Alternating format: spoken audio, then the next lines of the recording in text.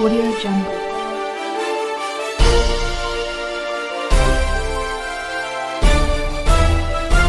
Audio Jungle. ऐसा जवान लड़के लोग को लेके जाके पार्टी में उसको मारना, इस तरह की मर्डर करना और आत्महत्या करके करना, ये लोगों का धंधा है। काफी लोगों के साथ हुआ है। अब पुलिस लोग के मदद से ही ये सब छुपा देते हैं। सब कुछ झूठ है, इसमें कुछ भी सच नहीं है। क्योंकि मेरी बच्ची तो हमने तो हमारे बच्चे को खोया, ये लोग का वजह से ये लोग हमें मार रहे। ये सब झूठ है। इसके लिए सबसे रिक्वेस्ट करती हूँ, ये सब बंद करवा दें। सुप्रीम कोर्ट से भी मैं बोलती हूँ, ये सब बंद करवा दीजिए। हमें बहुत तकलीफ होता है, ये सब सहने का ताकत नहीं है। मैं वो बोला, मैं उसको जख्म है, इंजरीज है और ऐसे जगह में है तो उधर गिर के मार नहीं लगते। मैं पहले से कहा मेरे इसमें कि उसका आत्महत्या नहीं है, मर्डर है। ऑर्गन्स अच्छा है, वो कुछ है ही नहीं, सब रूमर्स है। प्लीज़ मैं रिक्वेस्ट करता हूँ, मेरी बेटी के लिए ऐसा रूमर्स फैला के आप उसका फ़ायदा मत उठाइए प्लीज़। उतना पब्लिक से मैं रिक्वेस्ट करता हूँ, all social medias and all politicians also, उतना मेरा रिक्वेस्ट है। तो रिया सुशांत के रिश्तों और राज को लेकर नोटबुक और व्हाट्सएप मैसेज तक की एंट्री अब हो गई है। डायरी के पन्ने और व्हाट्सएप मैसेज जारी किए जा चुके हैं। रिया की डायरी में सुशांत की लिखावट का दावा किया जा रहा है, जिसमें वो रिया के परिवार को हर तरफ से शुक्रिया अदा कर रहे हैं। तो लीलू, बेबू, सर, मैम का जिक्र भी है। तमाम शब्दों का जिक्र और दावा यह है कि रिया की डायरी में सुशांत ने रिया और उसके परिवार की दिल खोलकर तारीफ की है और उसको महान बताया है। सर और मैम रिया के माता पिता के लिए इस्तेमाल किया गया है। तो नोटबुक से तमाम खुलासे, दावा यह किया जा रहा है कि यह हैंडराइटिंग सुशांत की है, ऐसा रिया की तरफ से दावा किया जा रहा है। रिया के वकील के हवाले से अब ये नोटबुक और व्हाट्सएप मैसेजेस की एंट्री हुई है, जिसमें I am grateful for everything की बात सामने आ रही है, जिसमें एक एक शख्स को, रिया के परिवार के एक एक शख्स को संबोधित किया गया है।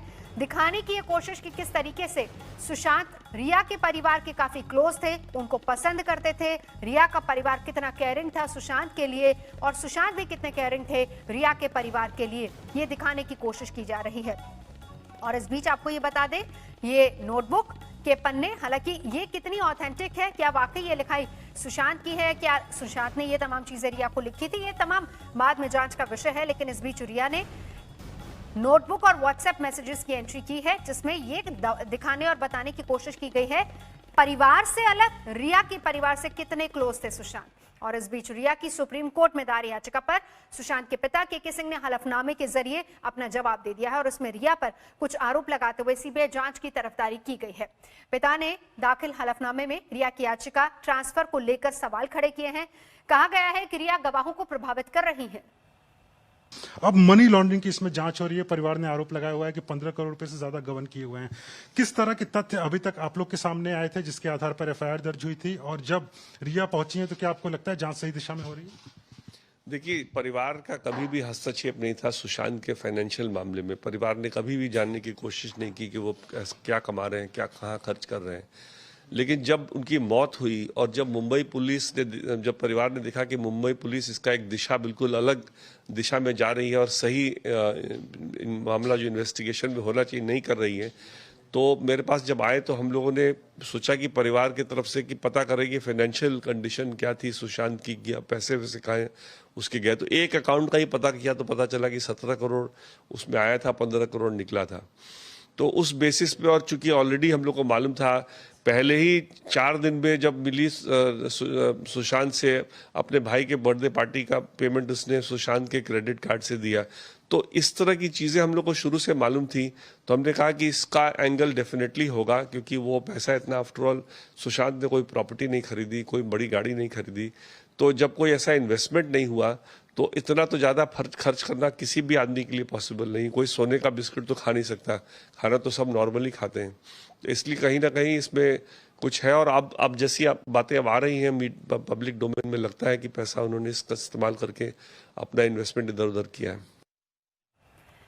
तो सुशांत केस की जांच को लेकर दो सरकारें अब आमने सामने हैं। बिहार और महाराष्ट्र सरकार की अपनी अपनी दलीलें हैं। महाराष्ट्र सरकार का कहना है कि मुंबई में ही जांच हो, सीबीआई जांच की सिफारिश गलत है, जबकि बिहार सरकार ने सुप्रीम कोर्ट में दलील दी है कि बिहार पुलिस को जांच का पूरा हक था। आपको यहां पर यह भी बताते चलें कि दोनों ही सरकारों ने सुप्रीम कोर्ट में क्या क्या दलीलें दी हैं। महाराष्ट्र सरकार की दलील यह है कि बिहार सरकार ने नियमों के खिलाफ जाकर काम किया। बिहार सरकार कह रही है कि जांच मुंबई में शिफ्ट करने का कोई आधार नहीं है। बिहार सरकार को सीबीआई जांच की सिफारिश करने का हक नहीं, ऐसा महाराष्ट्र सरकार कह रही है। और बिहार में मामले में सच को छुपाया जा रहा है, ऐसा बिहार सरकार की तरफ से दावा किया जा रहा है।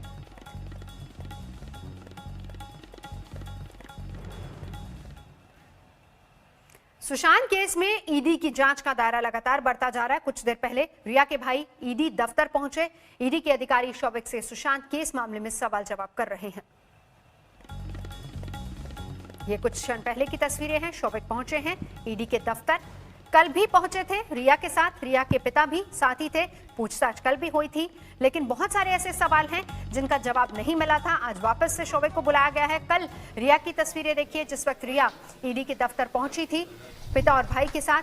आज भाई शौविक पहुंचे हैं ईडी के दफ्तर, क्योंकि बहुत सारे ऐसे सवाल हैं जिनका जवाब तलाशना जरूरी है। और उन्हीं जवाबों को तलाशने के लिए ईडी ने एक बार फिर से तलब किया है शौविक को। शौविक से सवाल जवाब होंगे।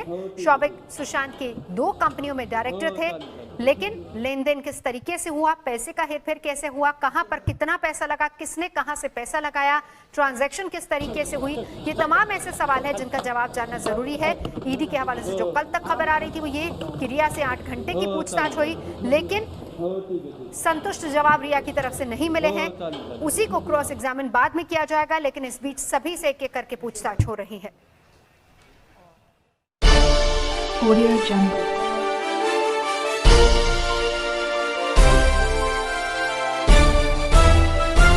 Audio Jungle.